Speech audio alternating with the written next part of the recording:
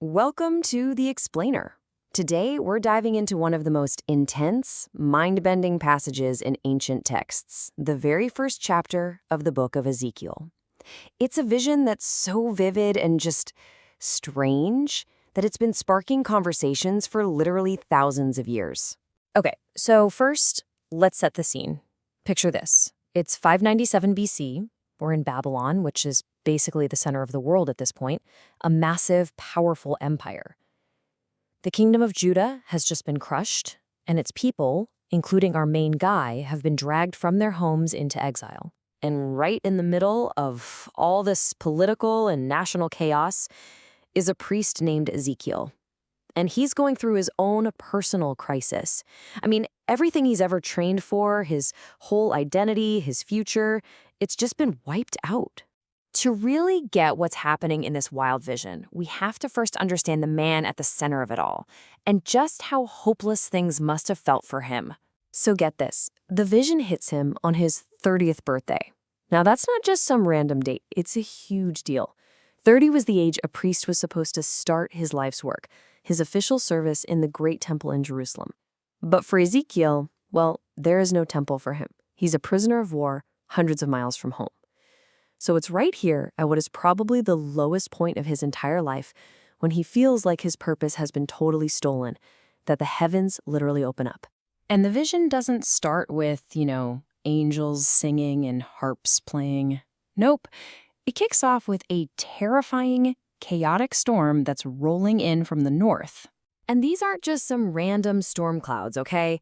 Every single element here is just packed with meaning. A storm from the north, well, that's exactly where Babylon, the empire that just conquered them, came from. The vision is saying right from the get-go that this disaster wasn't an accident. It was happening under God's watch. And that wind, cloud, and fire, those are classic Old Testament signs that God himself is showing up. And right at the heart of it all is this gleaming metal, telling Ezekiel, hey, pay attention. Something holy is in the middle of all this chaos. And then, boom. Out of the heart of that fire, 4 extraordinary beings emerge.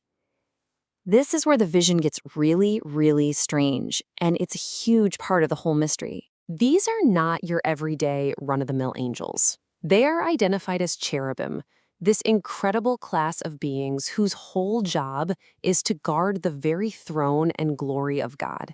Their entire existence is just being in constant, direct contact with the divine presence.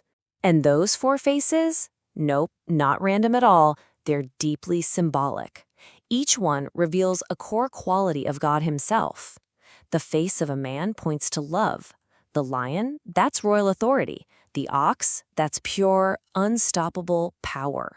And the eagle, with its incredible eyesight, represents divine wisdom and vision.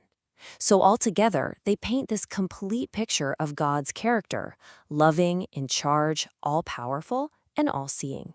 But hold on, these powerful creatures aren't just standing there, they're part of this larger, moving structure, which brings us to the bizarre and frankly brilliant imagery of the wheels. You gotta put yourself in their shoes. For the exiled Israelites who believed God's presence was locked into one specific building, the temple, this was a huge question. And the vision is about to give them a symbolic and pretty stunning answer. This is like the vision's divine engine, right? That wheel within a wheel design, set at right angles, is pure genius. It means this whole throne chariot can zip off in any direction, north, south, east, or west, in an instant, without even needing to turn. It's a symbol of a God who is omnipresent. He's not stuck in one place, he's active, he's mobile. And then you have those rims, described as high and awesome, and covered in eyes. That symbolizes omniscience. God sees everything, everywhere, all at once. And this right here, this is the light bulb moment. This is the core message for Ezekiel and all the exiles. Their entire world, their entire religion had been built around one single static place, the temple in Jerusalem. Now that the temple's future was, gone, they were terrified that God had left them. This vision just shatters that fear. It shows them that God's presence isn't tied to a building. It's a mobile, dynamic, universal reality. God wasn't left behind in the rubble of Jerusalem. He is right there with them in Babylon. Okay, so we've seen the honor guard, the cherubim, we've seen the vehicle, those crazy wheels. Now we get to the climax of the whole vision.